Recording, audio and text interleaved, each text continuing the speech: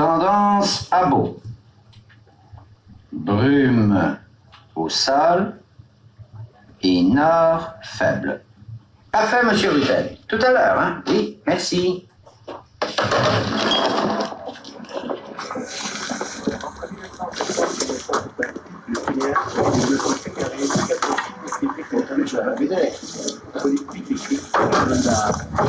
Pour les colobophiles, Ostende à 8h30, nuageux, visibilité supérieure à 10 km, nord-ouest 18 km à l'heure. Moucron 8h20, très nuageux, bonne visibilité, calme. Anvers 8h30, très nuageux, visibilité 4 km sud-ouest, 5 km à l'heure. Zaventem également très nuageux, visibilité 6 km sud-ouest, 5 km à l'heure. À Halle à partir de 8h. Chièvre nuageux, visibilité 2 km 800, calme. Kievrin nuageux, légère clarté, brumeux, nord-ouest faible à partir de 8h, Saint-Gabriel Rouquieto. Momigny, beau, légère brume au sol, nord faible, Transconneil Van Lierde à partir de 9h30. Les autres convoyeurs attendent. Je vous retrouve demain matin vers 8h-5.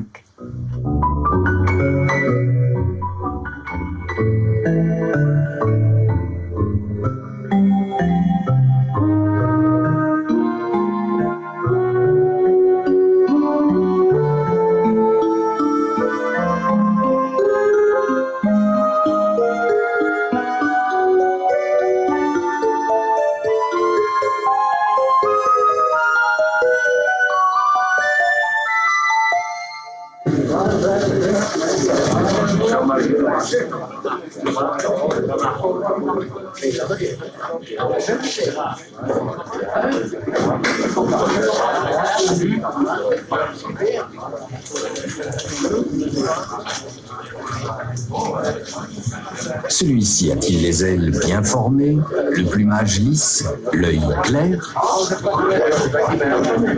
On organise chez nous, bon an mal an, entre 500 et 600 ventes publiques de pigeons. On y vend des champions destinés uniquement à la reproduction et des pigeonneaux aptes à être entraînés pour les concours.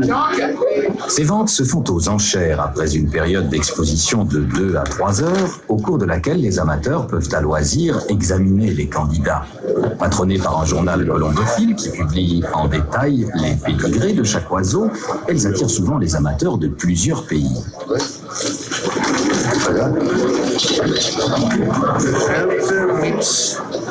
...330 von 75, Motor von dem Ring.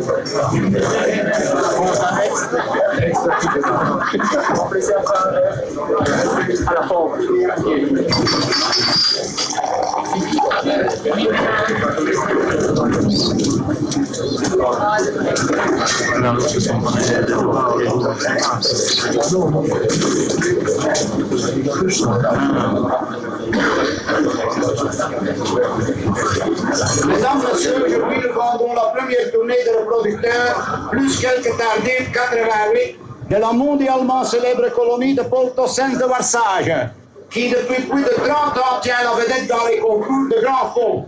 Notre ami Paul a su se créer une souche convoitée par notre planète entière. Les références nous sont arrivées des 4 coins du monde. Les titres, championnats et prix remportés sont bouleversants. Mesdames, Messieurs, profitez de cette chance unique qui s'offre à vous. C'est du renfort certain.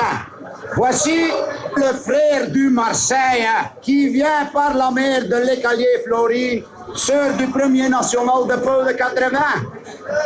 Regardez le palmarès extraordinaire de ce 905 qui est un fils du couple 1, donc de l'Orléans, et le palmarès du 190 de 84, le Marseille, deuxième frère du mâle du couple 1.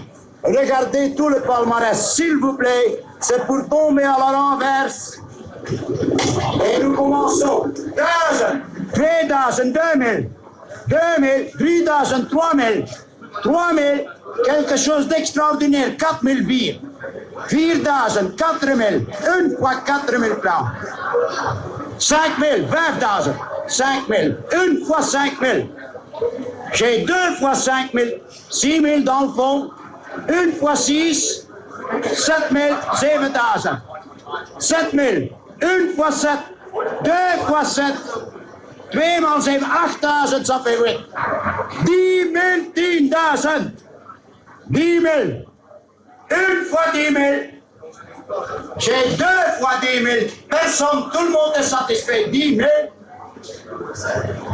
Adjugé 10 000. La cote de certains champions atteint parfois des chiffres astronomiques, mais cela constitue une exception, la moyenne se situant le plus souvent aux alentours de 8 à 10 000 francs. Mesdames et messieurs, je crois que ce sont les deux que vous entendez maintenant, et je crois que ça vaut vraiment la peine. Et regardez, plus que ça, je ne sais pas vous le dire, mais ça fait 2,30 m, est-ce que c'est comme palmarès, hein? J'ai exagéré un tout petit peu, hein? Mais ni vraiment, hein? À qui ce numéro 31?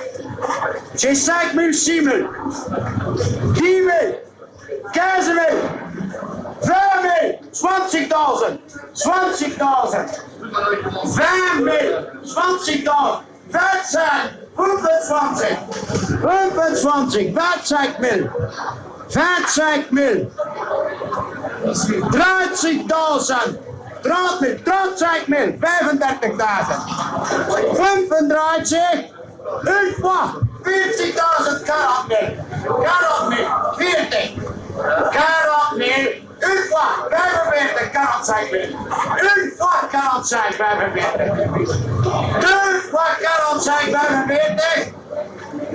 adjugé 45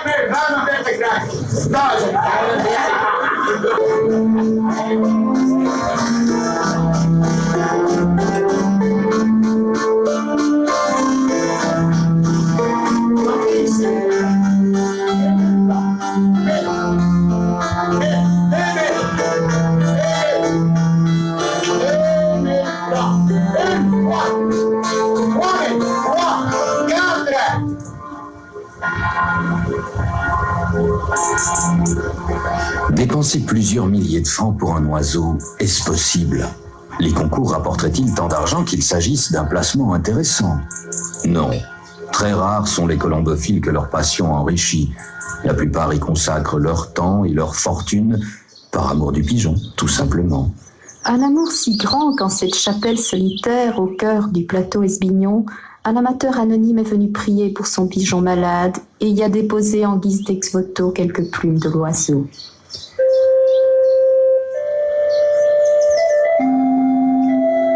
La domestication du pigeon voyageur est fort ancienne, mais il est difficile de la dater avec précision. On la pratiquait dans l'Égypte des pharaons comme chez les Romains, qui y associaient des raisons médicales et religieuses. Mais c'est la fonction de messager qui a surtout lié l'homme au pigeon. Noé lors du déluge, le pharaon Ramsès III lors de son accession au trône, Jules César durant la conquête des Gaules et Godefroy de Bouillon pendant la croisade, tous se servirent de pigeons voyageurs. L'utilisation militaire ne cessa de croître jusqu'à nos jours, avec notamment ce célèbre épisode de la bataille de Verdun en juin 1916, où le colonel Raynal et ses troupes, encerclés par les Allemands, lâchèrent leur dernier pigeon portant ce message. Nous tenons toujours, mais subissons une attaque par les gaz et des fumées très dangereuses. Il y a urgence à nous dégager, ce qui fut fait.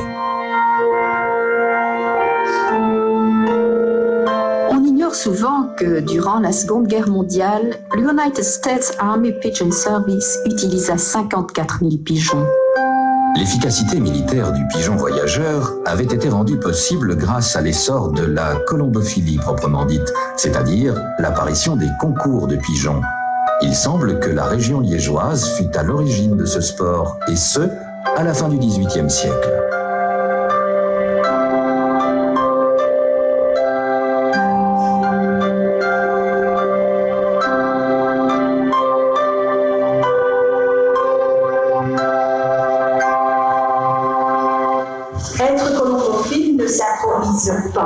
C'est un art qui s'apprend, bien entendu, petit à petit. Alors, une des premières difficultés que le colombophile amateur va rencontrer, c'est de savoir comment bien nourrir ces pigeons, justement, pour en faire de bons pigeons de concours. Est-ce que vous pouvez me dire de quoi le pigeon se nourrit, Pévril? Le pigeon se nourrit surtout de graines, c'est ça. Mais ces graines ne sont pas toutes les mêmes. Dans certaines écoles, comme l'Institut communal d'enseignement secondaire de la Louvière, on consacre quelques heures de cours à la colombophilie, particulièrement bien implantée dans la région. Aujourd'hui, quelques adolescents de l'Institut Fidel Mangal voisin sont venus suivre la leçon. Ce sont de jeunes handicapés mentaux dont la réinsertion sociale passe par la colombophilie. D'aliments qui vont lui fournir de l'énergie.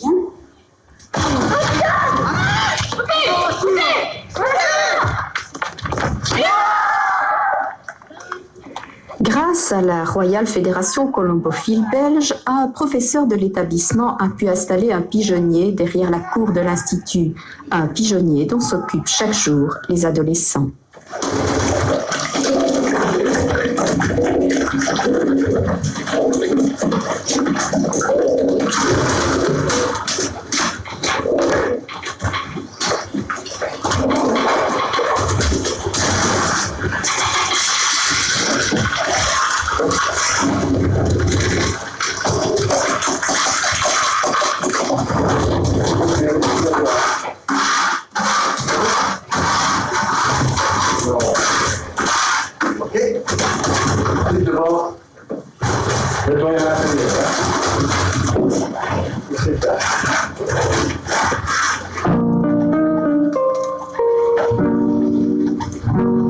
Rien de comparable, bien sûr, avec le colombier modèle d'un célèbre colombophile qui élève des pigeons de grande classe. Ici aussi, pourtant, les soins sont quotidiens.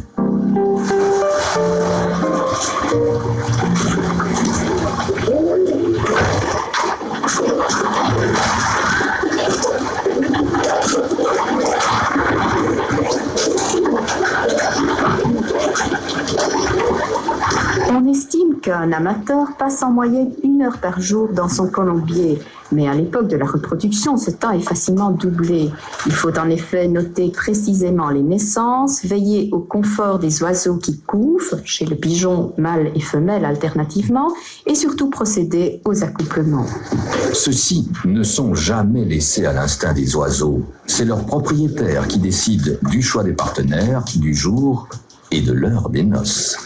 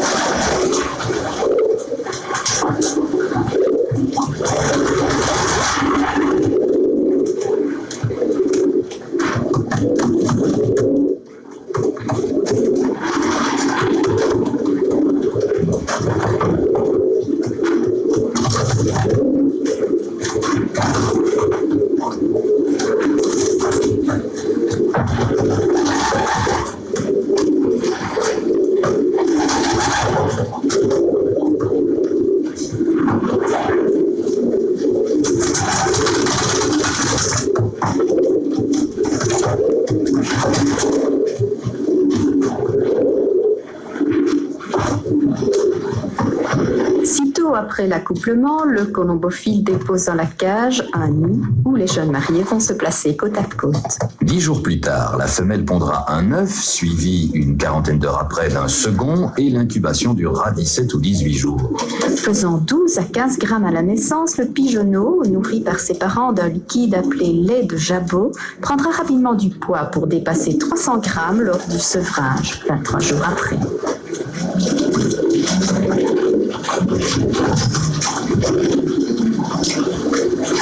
À l'âge de 6 ou 7 jours, l'oisillon a reçu une bague frappée d'un numéro matricule, bague qu'il gardera toute sa vie et qui servira à l'identifier en toutes circonstances.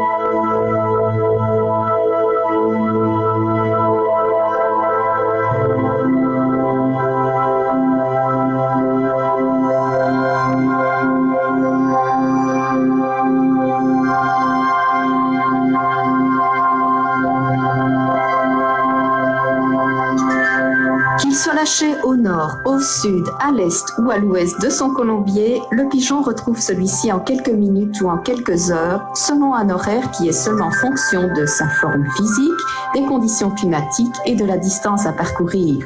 Il est rare en effet qu'un pigeon se trompe de direction ou même hésite sur celle-ci. Cette faculté d'orientation n'a pas fini d'étonner et d'intriguer les hommes. Et depuis presque un siècle, les études se poursuivent pour tâcher de percer le secret du pigeon voyageur.